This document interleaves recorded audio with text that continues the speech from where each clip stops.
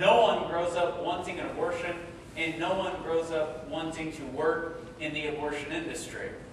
Somehow they have found themselves willingly involved in the greatest Holocaust Earth has ever seen, that has claimed 53 million little boys and little girls in America alone. And so to take 1 hour, to take 40 hours, and I encourage you to discern your role this spring. No matter if you've participated in past campaigns or this is the first campaign, 40 Days for Life has a beginning and it has an end.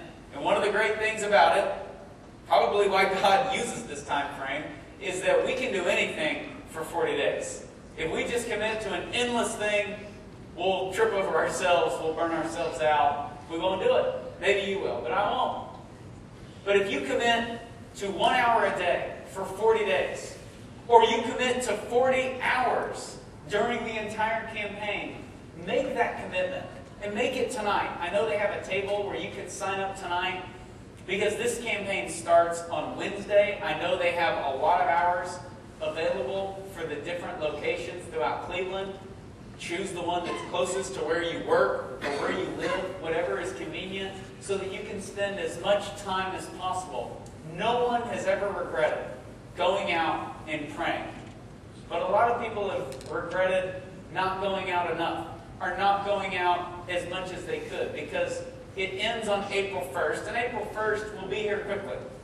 It'll get here quickly, and we'll be able to look back and see the stories, because they are guaranteed to happen. They happen at every single local campaign, and certainly if you follow our national email list, we have no idea what's going to happen starting Wednesday.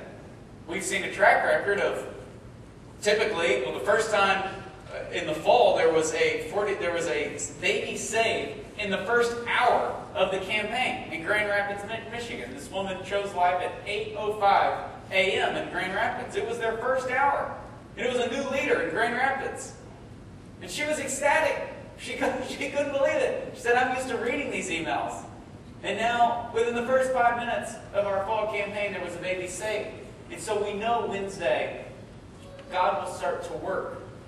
God will start to give us the courage and the grace to speak up for those who cannot speak for themselves. He knows every single hair on our head. And I assure you, He does not forget one single baby that's aborted. He doesn't forget one woman who has had an abortion. And He does not forget one woman who today in Cleveland is seeking an abortion. So I encourage you in a moment to sign up. If you can, do 1 hour a day. If you can do 40 hours during the entire campaign, do that. If you can do 5 hours a week or 10 hours a week, whatever your commitment is. Amy will remind you, you get a hat. If you have some commitment, you get a hat. You also get hand warmers. I started cracking up when I saw the hand warmers. That's brilliant. We would do Gatorade, but that's no good here. So make that commitment. Encourage your family and your friends to do so.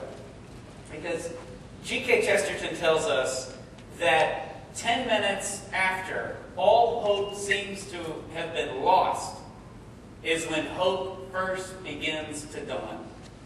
And we can look around in our nation and we could write books. People do write books about how bad things are. But it is in those moments in history when the light of Christ can shine the brightest. In his classic book, Man's Search for Meaning, Viktor Frankl, who was a psychiatrist who survived the Holocaust, talked about the hope that got the survivors through the Holocaust. Even those prisoners who were in concentration camps, who knew that their family had perished, knew they were coming home to no children, to no spouse, they had lost everything. And yet, he said they were able to hold on and survive because they saw themselves at a point in history where no one could replace their suffering. No one could replace going through what they were going through and being a witness to God at that moment in history, which was one of the darkest hours in the history of Western civilization. And it was that hope that got them through the darkness. And so it is for us, because abortion does not come to us with Nazis and with tanks. Abortion comes to us with moral relativism and an irrational tolerance that says you can do whatever you want to whomever you want if you will it and if you want to. And yet, it is our role to live in our culture where we have many physical comforts, but where God is being lost, and to bring that great message of hope, of salvation, to the public square. Because in his worst moment, when our Lord was dying, when he was covered in dirt and blood and sweat and tears, and many of his followers had run off, and he was near his last breath, and all hope seemed lost, what did he do at that moment? He converted a criminal. He converted a criminal and opened the gates of heaven up to a man who was condemned to die, working miracles in the most hopeless of situations. That ultimately is going to be what ends abortion in Cleveland, throughout the great state of Ohio, and across America. God will end abortion when his people have faith in him to do just that. It has been such a joy and an honor to be in Cleveland for the first time. Please keep myself and my family in my prayers. Know that we will be praying for your campaign, for your unbelievable leader, Amy, and keep up the good work. God is doing amazing things here in Cleveland, and I can't wait to see what happens this spring. God bless you.